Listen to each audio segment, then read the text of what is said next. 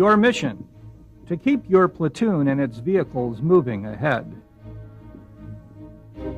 The solution: a medium girder bridge. A completed bridge consists of several parts.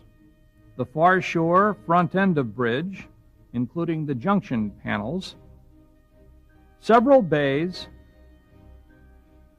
the near shore rear end of bridge, and ramps, decking, and curbs. Your platoon leader determines how the bridge will be designed. Your platoon will be separated into several crews, each of which is responsible for completing specific tasks on certain parts of the bridge. Pallet loads are arranged in accordance with the site layout from the FM. This varies depending on the type of bridge you are building. Place a roller beam assembly 0.5 meters in front of the F' peg.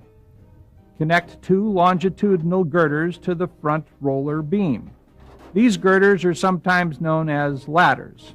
Secure them with dowels. A second roller beam assembly is placed 15 feet behind the front roller beam. Secure the longitudinal girders to the back roller beam. Check to see that the entire roller beam assembly is level. If it is not level on all sides, use a jack on each corner for adjustment. Position the bank seat beam close to the front roller beam.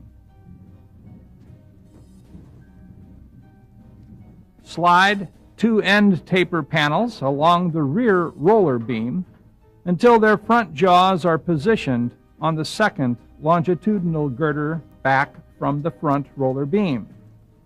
Lift the bank seat beam onto the end taper panels. Insert panel pins from the outside of the bridge toward the inside to hold the end taper panels in place. Connect the top panels to the bank seat beam. Secure each with panel pins. Raise each top panel slightly to insert a panel pin between each panel and the end taper panel.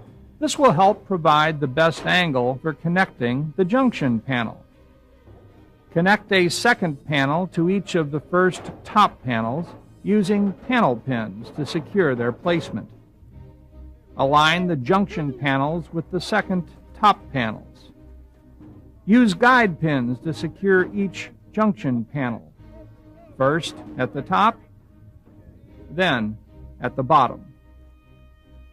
One of your fellow soldiers may need to push up and in on the bottom of the junction panel for leverage.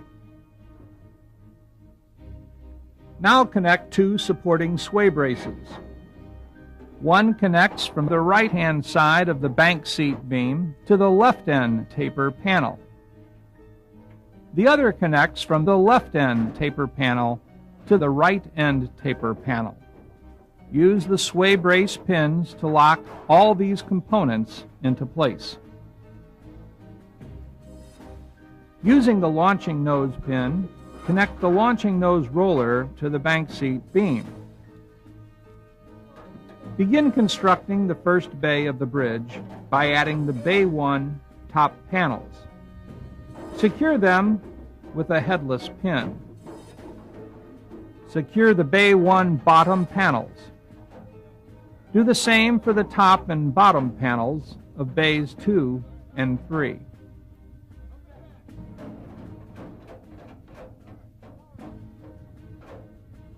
Construct the launching nose cross girder. Connect the light launching nose component to the heavy component. Then slide this assembly into place atop the launching nose cross girder. Attach this assembly with pins to the launching nose roller. After adding the 4th bay, use bracing pins to connect 2 supporting sway braces, continuing the zigzag pattern.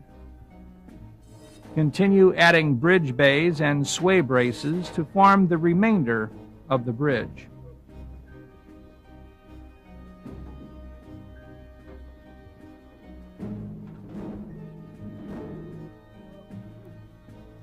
you can begin assembling the rear end of the bridge, connecting components as you did at the front end of the bridge. Junction panels, top panels, end taper panels, and bank seat beam. Don't forget to make sure the rollers are level. It is easier to pin the bridge parts once the panels are level. A crew member drives the truck that pushes the bridge toward the far shore. The far bank crew crosses the bridge, where they'll begin setting up the landing roller pedestal. Place the full extended jack on the tilting platform in the base of the landing roller pedestal. Remember to practice extra caution when aligning the landing roller pedestal. Its nickname is the guillotine because it is extremely heavy and has been known to slip, crushing soldiers' hands and feet.